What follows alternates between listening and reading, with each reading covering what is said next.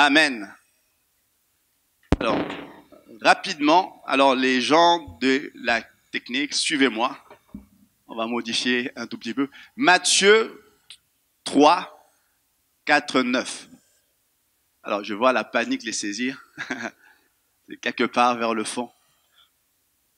Matthieu 3, 4, 9.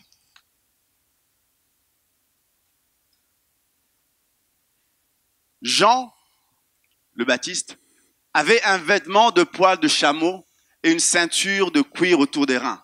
Il se nourrissait de sauterelles et de miel sauvage, miam. Les habitants de Jérusalem, de toute la Judée et de tout le pays des environs du Jourdain se rendaient auprès de lui et confessaient leurs péchés. Ils se faisaient baptiser par lui dans le fleuve du Jourdain. Mais, voyant venir à son baptême beaucoup de pharisiens et des sadducéens, c'était les religieux de l'époque, il leur dit, « Race de vipères, qui vous a appris à fuir la colère à venir? Produisez donc du fruit digne de la repentance. Et ne prétendez pas dire en vous-même, nous avons Abraham pour père, car je vous le déclare que de ces pierres-ci, Dieu peut susciter des enfants à Abraham. » On va plus loin. Matthieu 3, 13, 17. On saute. Alors, je vois la panique. Il faut monter maintenant. Je vous le dis en vérité, beaucoup de... Matthieu 3, 13, 17. 3.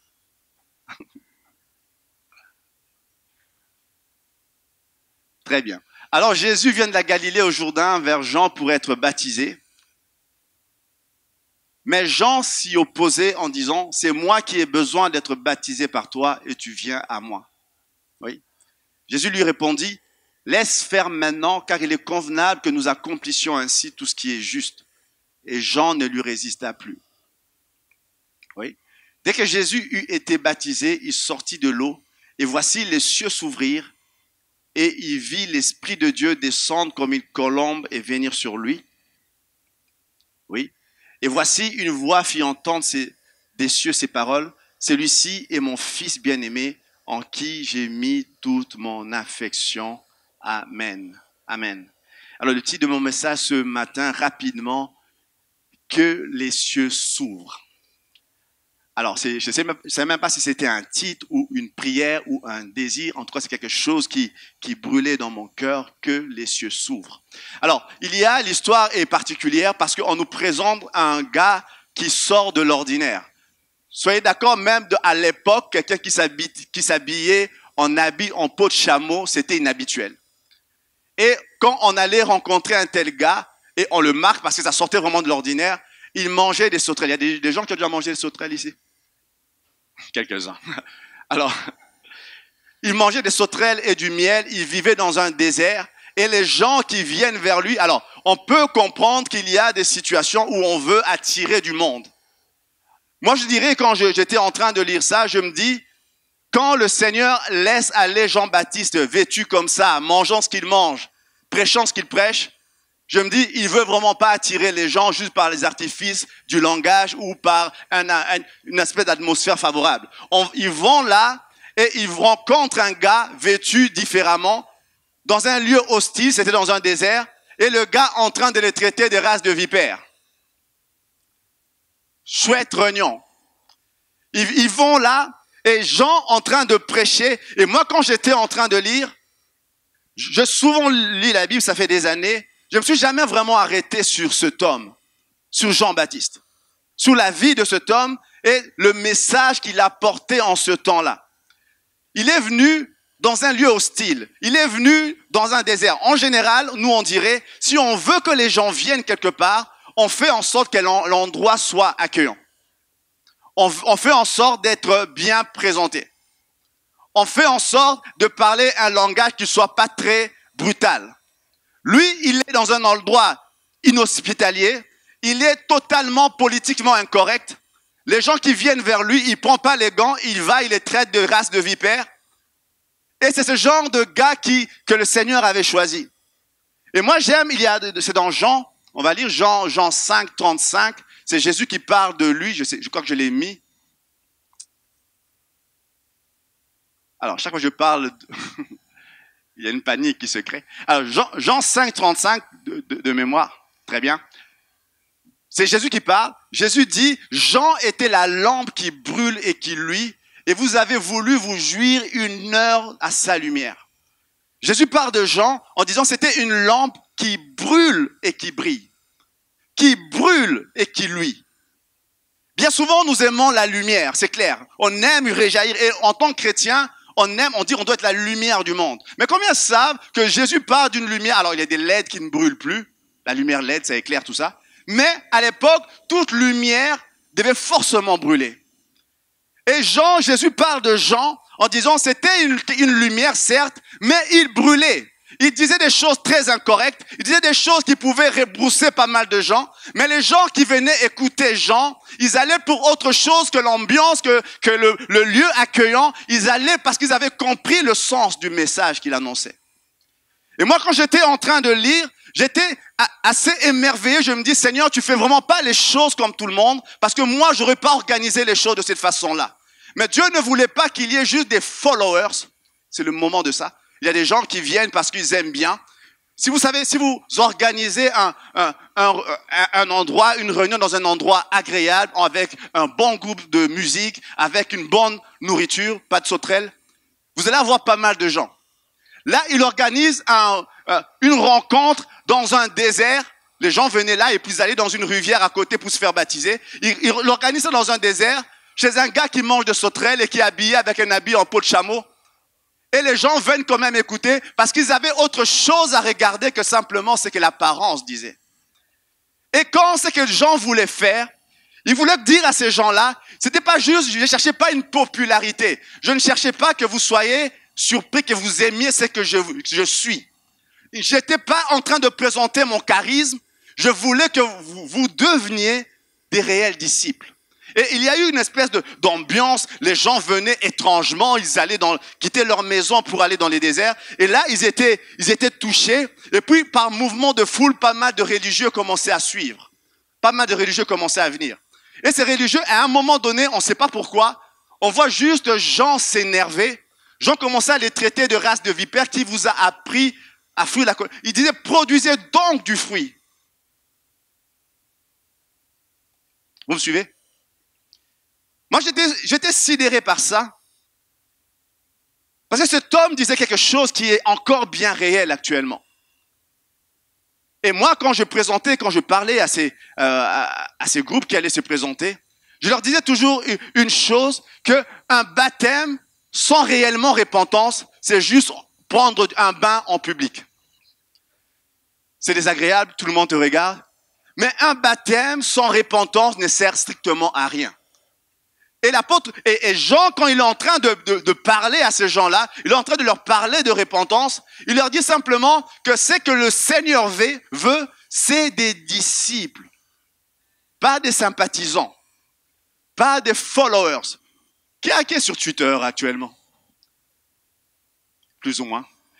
Alors, Esther a une chaîne YouTube, elle a sûrement plein de gens qui sont abonnés, qui suivent. L'église a une chaîne YouTube, il y a plein de gens qui suivent. Il y a plein de followers, il y a plein de likes, de choses comme ça. Mais ce que Dieu voulait, c'était pas ça. C'était pas des gens qui sont sympathisants. C'était pas des gens qui avaient une bonne opinion de Jean. C'était des gens qui venaient vraiment parce qu'ils avaient compris le message. Ils avaient compris ce que Jean était en train de faire. Et moi, j'ai donné le titre à mon message, que les cieux s'ouvrent.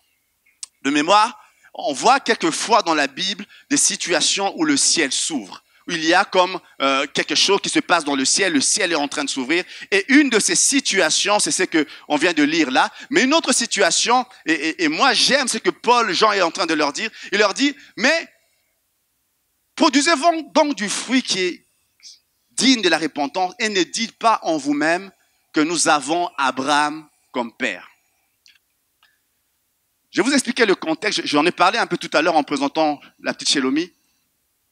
À l'époque des Juifs, il y avait une parole que Dieu avait donnée à Abraham. Cette parole était en train de passer de génération en génération. Et les Juifs qui étaient présents à ce moment-là, à qui Jean s'adressait, c'était les descendants physiques naturels d'Abraham.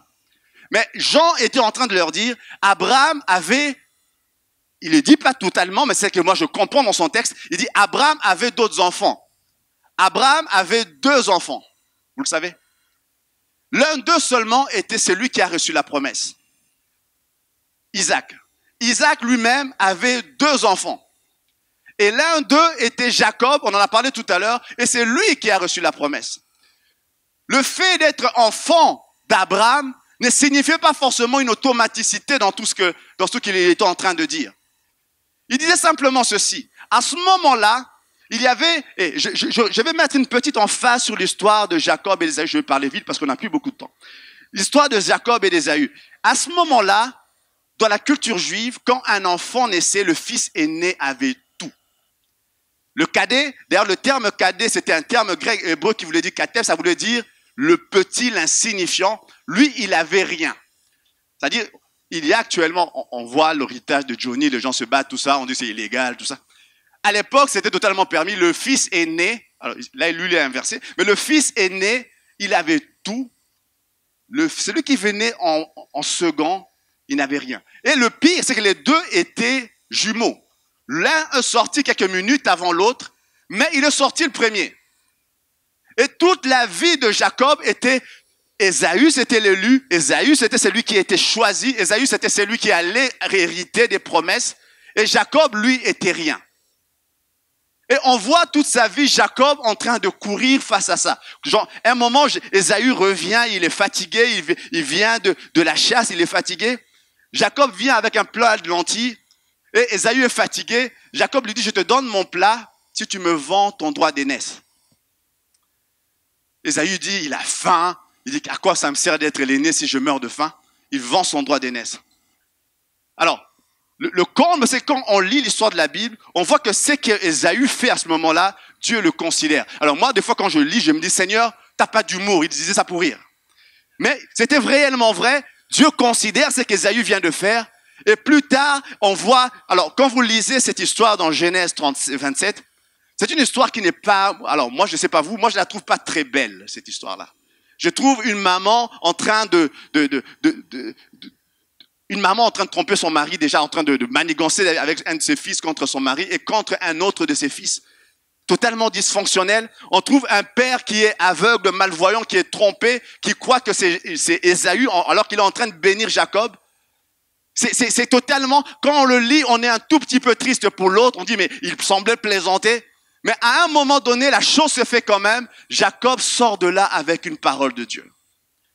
Et moi, Dieu m'a toujours dit, c'est celui qui le voulait vraiment qui l'a reçu.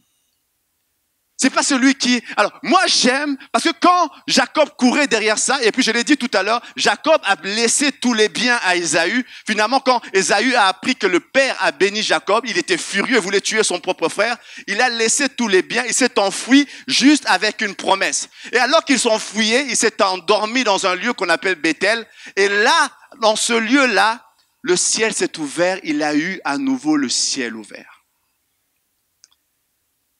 J'ai 2 points ce matin pour que les cieux s'ouvrent. Mon premier point, poursuivre la bénédiction.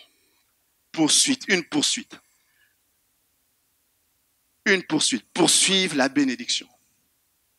En ce moment-là, Jacob était en train il savait que l'hérédité n'était pas en sa faveur. Il savait qu'il vivait dans une famille dysfonctionnelle. Il savait qu'il avait des difficultés liées à sa naissance, à sa culture, tout ce que vous voulez dire. Mais Jacob savait qu'il y avait une possibilité de transcender tout ça. Plutôt que de chercher ce que les hommes font et de savoir que dans le monde dans lequel on est, tout est figé, Jacob se dit, il y a une possibilité d'aller au-delà de tout ça. Et il croyait qu'en Dieu, c'était possible. Alors, toute sa vie, il a commencé à manœuvrer. C'était pas très beau, mais il a commencé à manœuvrer parce qu'il savait que si j'ai juste une parole de la part de mon Dieu, ça va changer tout le reste. Ça va changer tout le reste. Alors il vient, il se met à manœuvrer, il se met à manigancer jusqu'à ce qu'il ait un mot de Dieu. Il va arriver à un moment donné, Jacob va faire une rencontre personnelle avec Dieu. Sa façon d'agir, tout ça, Dieu va changer ça. Mais à ce moment-là, Dieu voit surtout qu'il y a une soif dans son cœur. Pour que les cieux s'ouvrent, et c'est ce que Jean-Baptiste est en train de dire à ce monde qui est en train de venir, il ne suffit pas de dire naturellement, je suis juste enfant d'un... Alors, moi je dirais, il y a toujours ces 2 types de personnes. Il y a encore actuellement des Ésaü et des Jacob. Il y a encore actuellement des gens qui sont religieux, des gens qui n'ont manifestent aucune soif parce qu'ils pensent que ça coule de source. Et il y a des gens qui, eux, veulent plus. Dans tous les groupes, il y a toujours ça. Dans les églises, il y a ça. Il y a des gens religieux qui sont installés là. Il y a des gens qui, eux, veulent plus, ont soif de plus et qui ne se contentent pas de là où ils sont. Des fois, la vie, les situations de la vie peuvent nous conduire où nous sommes là. Et on peut juste se contenter de vivre là-dedans avec une petite foi en Dieu, un petit désir pour Dieu. Mais celui qui a eu l'héritage, c'était Jacob qui avait une grande soif de Dieu. Moi, j'étais en train de prier là-dessus. Alors que je pensais, alors j'ai prêché des tas de fois. Alors je me disais, quand la situation s'est mise comme ça, le Seigneur, on va devoir parler, de présenter un enfant et parler du baptême. C'est deux choses un peu différentes. C'est deux choses un peu différentes. Mais Dieu m'a conduit comme ça. À l'époque, il y avait des situations où les parents se posaient, et encore actuellement, des parents se posaient réellement des questions sur l'avenir de leurs enfants. Moi, je suis parent. Quand vous allez récupérer les points de vos enfants à l'école, vous êtes content, et quand il y a une incompréhension, vous êtes très irrité. C'est pas juste les chiffres qui sont là, il a mis 16 au lieu de mettre 18, enfin peu importe. C'est pas juste ces chiffres-là, parce que vous êtes en train de voir l'avenir. Quand il vous dit, en maths, il a fait moins que prévu, tu es juste irrité parce que tu sais que plus tard, les maths, c'est important.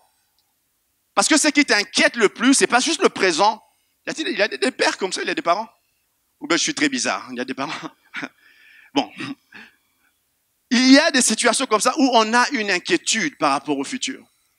On voit dans la Bible deux fois, et ces derniers temps, j'étais en train de penser à ça. On voit des gens, ça n'a rien à voir avec cette histoire, on voit à un moment donné, 2 ou 3 fois dans la Bible se produire où un roi reçoit un rêve par rapport au futur. Dans Joseph, Nebuchadnezzar, tout ça. Et à un moment donné, ce roi est troublé, il sait que c'est un truc qui est bien réel, qui est sûrement un rêve prémonitoire. Et puis il demande à tous les astronautes, de tous les sorciers, tout ce que les magiciens, tout ce que vous voulez, tous les gens du coin qui font un peu de choses un peu bizarres, il leur demande de venir expliquer le rêve. Alors tous ces gens viennent et dans toutes ces deux de ces histoires-là, on voit qu'il n'y a pas de réponse que ces gens apportent. Moi j'aime ça parce que ça veut simplement dire que l'avenir c'est Dieu qui le connaît. C'est-à-dire que le diable n'a pas d'impact sur votre avenir. Il ne sait même pas ce que vous ferez demain. Il ne sait pas ce que vous ferez dans les 10 minutes qui suivent. Il ne sait pas si, à la fin de ce message, l'appel qui va être donné, si vous y répondrez. Il ne sait rien de tout ça. Alors ça me fait toujours rire, les gens qui vont voir des voyants, tout ça, ils ne savent rien. Ils ne savent rien. Parce que simplement, votre avenir, c'est Dieu qui connaît l'avenir. Ça va? C'est Dieu qui échappe au temps. Satan, il est soumis au temps comme vous, comme moi. À un moment donné, ces gens qui avaient une inquiétude par rapport au futur, ils savaient bien que malgré tout ce qui peut arriver, il est réellement possible de marcher avec une faveur surnaturelle de Dieu sur sa vie. Et il se battait pour ça. Il se battait pour ça. Moi, il y a longtemps, j'écoutais le message d'un frère. Alors, c'est pas un message très chrétien, on va dire comme ça. Alors, lui racontait comme quand il était encore non chrétien, il était un gars qui fréquentait des bars, tout ça, et il s'est battu souvent. Et il disait, il avait un ami qui avait la tête d'un viking. Il ressemblait à un gars énorme, tout ça. Et lui, il disait, j'avais le chic de me mettre dans une situation difficile. Et quand les choses bardaient, les gens s'énervaient, j'avais juste mon ami qui apparaissait, il était de 3 mètres, je sais pas, j'exagère. Il vient, il pose la main sur son épaule et pose la question aux autres. Il y a un problème ici? Et puis tout d'un coup, tout le monde se met en mode négociation. Mais non, on va parler, on va discuter, tout ça. Pour dire simplement, il est possible réellement que vous marchez avec Dieu, malgré les choses qui se lèvent devant vous, que vous ayez juste la main de Dieu qui se pose sur vous. Alors, c'est pas politiquement correct, mais la main de Dieu qui se pose sur vous et qui demande à votre ennemi, il y a un problème là. Et des fois, vous avez l'impression que rien ne vous arrive, parce que simplement, vous marchez avec une faveur surnaturelle de Dieu. Une faveur surnaturelle. Et les Juifs à l'époque, ils avaient compris ça, et Jacob, à ce moment-là, il avait compris ça. Et il courait après ça. Il courait après cette faveur surnaturelle de Dieu qui change toute chose. Cette faveur surnaturelle de Dieu qui fait que malgré les choses des fois compliquées que nous pouvons vivre, nous arrivons toujours à surmonter. Quand vous lisez la vie de Jacob, moi je l'appelle, il est insubmersible. On le voit à un moment. Est-ce que vous avez déjà essayé de plonger, alors on aurait pu essayer ça ce matin, je n'ai pas pensé, plonger un ballon rempli d'air dans l'eau. Vous pouvez faire ce que vous voulez, ça remonte. Jacob était comme un gars comme ça. On le plonge au plus profond, on pense que c'est fini, et puis tout d'un coup, bon, il remonte. Parce que simplement, le principe qui le faisait remonter, c'est cette faveur surnaturelle de Dieu. Cette faveur surnaturelle. On le fait toutes sortes de coups. À un moment donné, il modifie la génétique. Il fait toutes sortes de choses très bizarres. Ne restez pas chez vous, ça ne marchera pas. Il fait toutes sortes de choses bizarres avec son troupeau. Et puis, on voit des troupeaux naître avec une taille récessive. Les gens qui comprennent la génétique vont comprendre. Et ils naissent en grand nombre, ça ne respecte plus la génétique du tout. Simplement parce que ce gars marchait avec quelque chose de surnaturel. C'est-à-dire, la chose, c'est qu'il marchait, ce avec quoi il marchait, faisait que et la science et la nature s'alignaient à ce que Dieu disait. Parce que simplement, Jacob et les Juifs à l'époque avaient compris qu'il y avait quelque chose de surnaturel et Jacob poursuivait cela.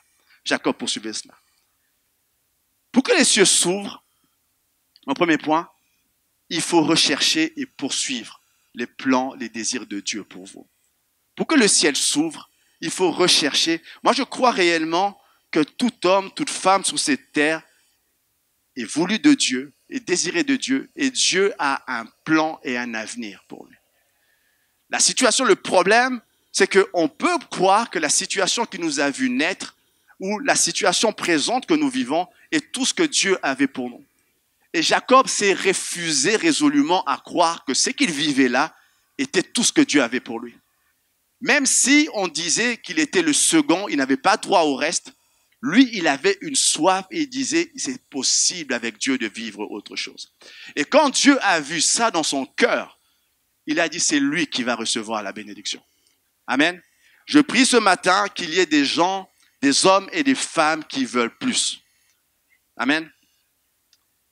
Mon deuxième point, on va aller plus loin. On relit dans Matthieu 3, 13, 7, c'est Jésus qui est là.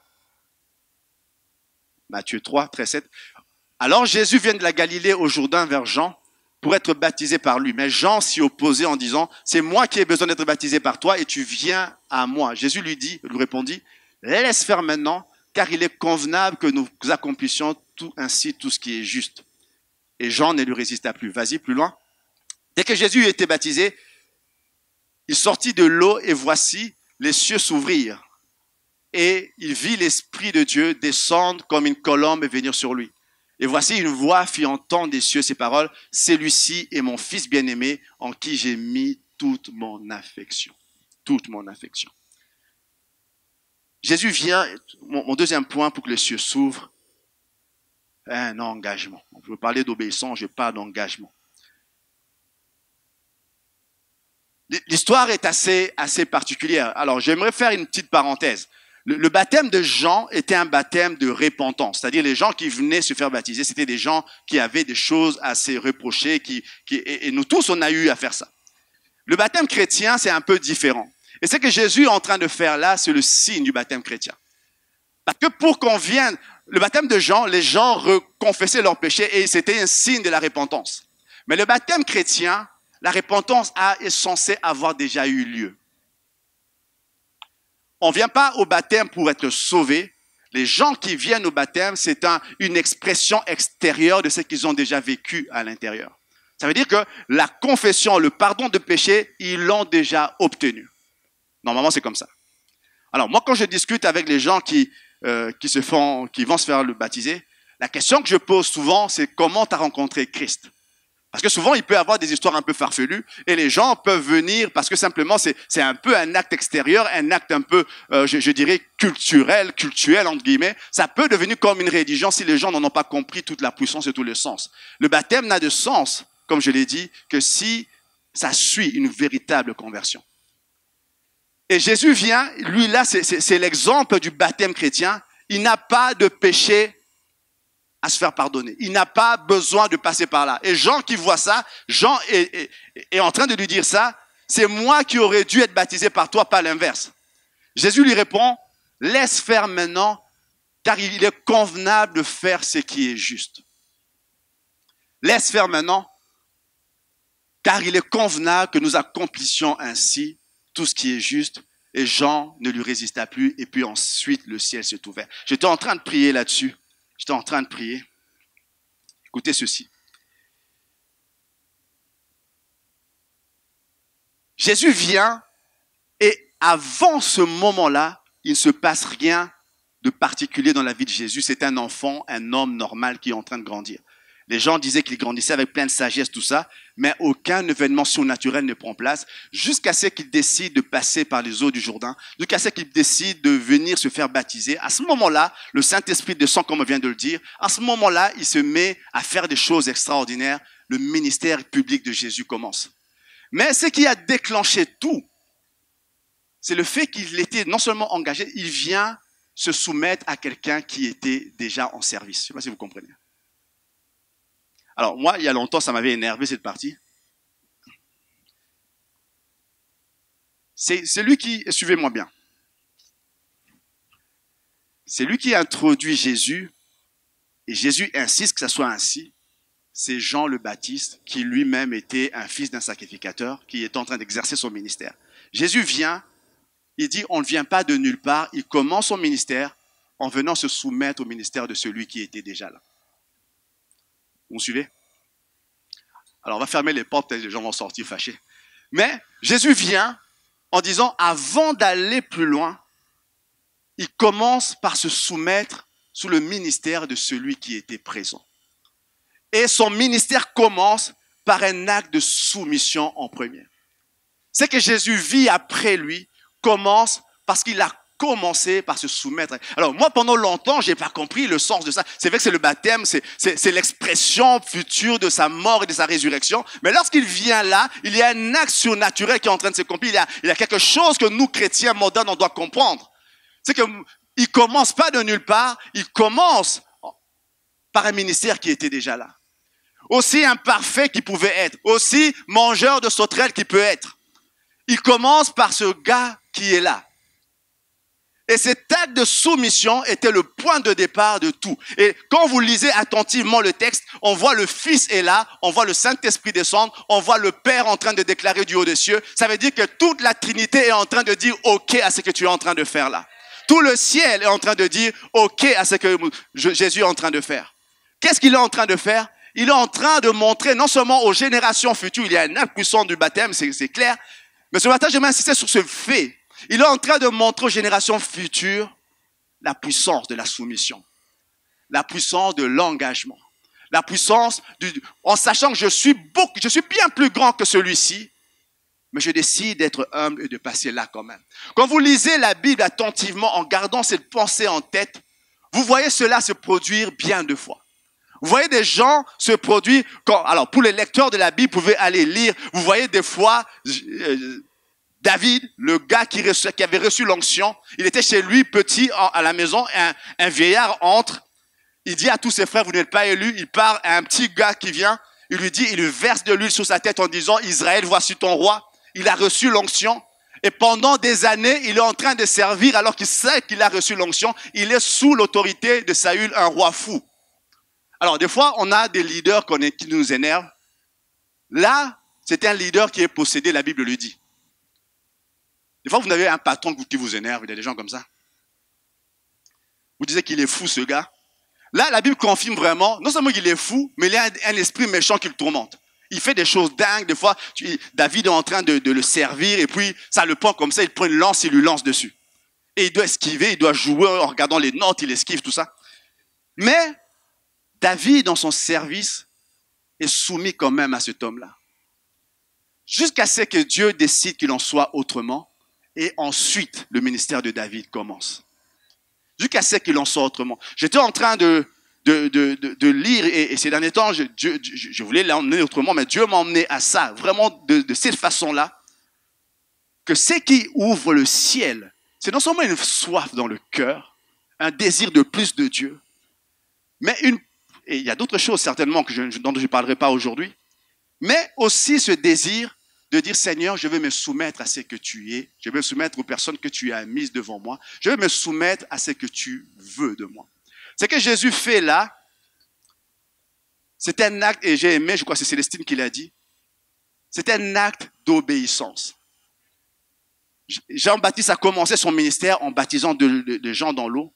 Alors moi, pendant on est pasteur depuis quelques années déjà, c'est toujours une discussion assez difficile quand on parle avec les gens. On essaie de faire comprendre que je ne dois pas te convaincre de te faire baptiser parce que c'est le premier pas de ta vie chrétienne, parce que ça, c'est un acte d'obéissance facile. Si tu n'arrives pas à le faire, ce qui va venir, ça va être difficile. Parce que ça, c'est très facile. On plonge dans l'eau. Alors, les gens nous regardent, c'est un peu gênant. Mais on plonge dans l'eau et on sort. Ça demande plus grand-chose. Mais ce qui vient après, si tu n'arrives pas à faire ça, ça va être difficile. Parce que simplement, ce n'est pas une adhésion intellectuelle à ce qu'on te dit. C'est quelque chose qui va impliquer et ton corps, et ton âme, et ton esprit, ta façon de penser, ta façon d'agir. C'est pas juste de temps en temps, j'aime bien ce qu'ils disent. C'est pas ça du tout. La vie chrétienne, c'est quelque chose qui est un engagement total. Un engagement à 100%. Une soumission totale, non seulement aux gens que Dieu a établis, une soumission totale à Dieu. Et le baptême était le sens du baptême, c'était celui-là. Et Jésus dit à Jean, laisse faire, car il est convenable de faire ce qui est juste. Il est convenable de faire ce qui est juste. Ce matin, quand j'étais en train de... On va lire Acte 2, 38, 39. Je vais finir par là rapidement. Acte 2, 38, 39. Quand j'étais en train de prier ce matin. Alors, chaque fois que je vous dis, on va lire un truc, vous êtes perdus. C'est vraiment à la fin. Acte 2. Très bien. Pierre leur dit, répentez-vous, que chacun de vous soit baptisé au nom de Jésus-Christ, pour le pardon de vos péchés, et vous recevrez le don du Saint-Esprit. Car la promesse est pour vous, pour vos enfants, pour tous ceux qui sont au loin, en aussi grand nombre que le Seigneur, notre Dieu, les appellera.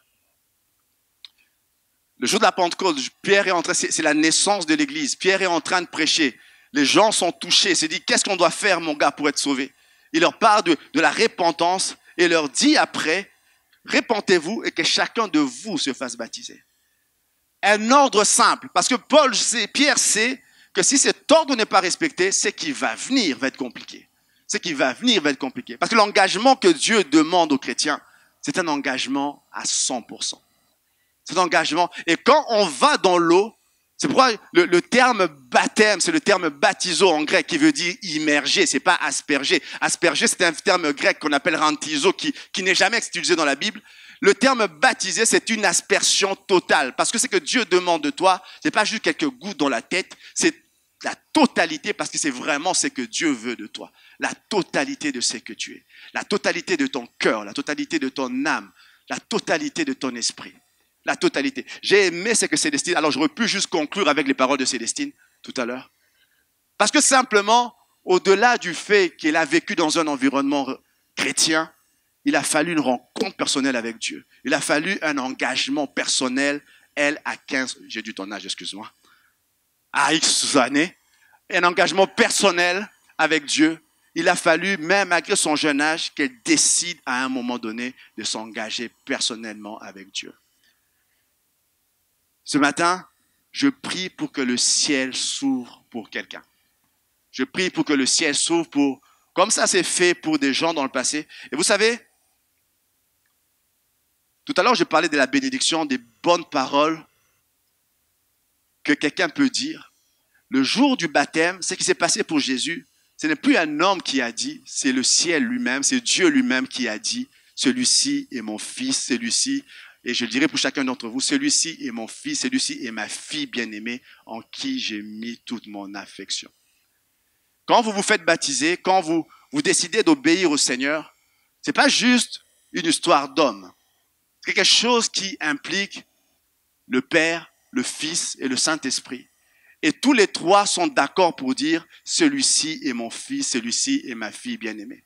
Alors j'aimerais dire à Yolanda, à Célestine, à Mohamed, alors qu'ils n'ont pas eu honte, ils n'ont pas été gênés de proclamer devant tout le monde leur appartenance à Christ, Moi, je crois réellement de tout mon cœur que dans le ciel, le Père se levait pour dire, celui-là, celle-là est mon fils et ma fille bien-aimée en qui je mets toute mon affection. Parce que la Bible dit, si tu n'as pas honte de Jésus-Christ devant les hommes, si tu arrives à témoigner de cette façon-là, notre Dieu dans le ciel, lui aussi témoignera pour toi. Que le Seigneur vous bénisse abondamment. On va se lever simplement dans la prière. On va se lever.